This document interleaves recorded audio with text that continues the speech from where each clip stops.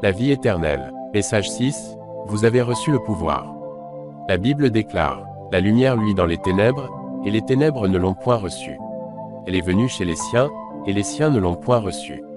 Et à tous ceux qui l'ont reçue, à ceux qui croient en son nom, elle a donné le pouvoir de devenir enfants de Dieu, lesquels sont nés, non du sang, ni de la volonté de la chair, ni de la volonté de l'homme, mais de Dieu. » Jean 1 verset 5 puis 11 à 13. Depuis le péché originel, l'humanité tout entière est plongée dans les ténèbres et condamnée à mourir. Car nous avons tous péché et nous sommes privés de la gloire de Dieu. Après la rébellion de nos parents en Éden, l'homme a été chassé sur la terre pour y purger sa peine et entreprendre un nouveau départ, une réconciliation avec Dieu. À cette époque, l'homme tomba sous l'influence de la puissance de Satan et ses démons. C'est pourquoi il est dit que « La lumière luit dans les ténèbres et les ténèbres ne l'ont point reçue. » En effet, au temps convenu, Dieu a envoyé son Fils unique dans le monde pour que l'homme puisse se réconcilier avec lui. Influencé par sa nature corrompue et par les ruses du prince des ténèbres, l'humanité n'a pas reçu le Christ comme le Messie. Au contraire, il a été rejeté, humilié, flagellé et pendu au bois par les peuples et par son peuple en particulier. Pour une fois encore, Dieu se heurte à la rébellion et à la désobéissance de l'homme.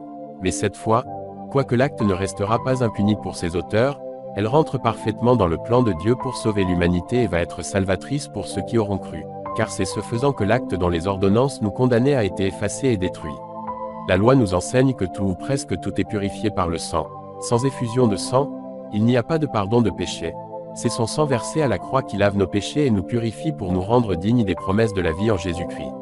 La Bible déclare, « À tous ceux qui l'ont reçu, à ceux qui croient en son nom, elle a donné le pouvoir de devenir enfants de Dieu. » Nous avons reçu le pouvoir de devenir enfants de Dieu. Or étant déjà nés sous le joug de la malédiction de la rébellion de nos parents en Éden, nous sommes des pécheurs, nous ne saurons vivre comme des enfants de Dieu.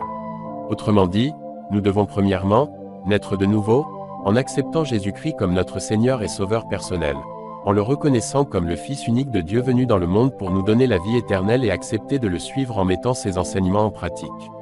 Ce n'est que dans la volonté de mettre sa parole en pratique, que nous finissons par atteindre le statut d'enfant de Dieu, car la Bible dit que c'est celui qui persévérera jusqu'à la fin qui sera sauvé. Ceux qui me disent, « Seigneur, Seigneur », n'entreront pas tous dans le royaume des cieux, mais celui-là seul qui fait la volonté de mon Père qui est dans les cieux. Et Christ lui-même nous accompagne chaque jour dans la marche vers la sainteté et dans le combat contre les esprits des ténèbres.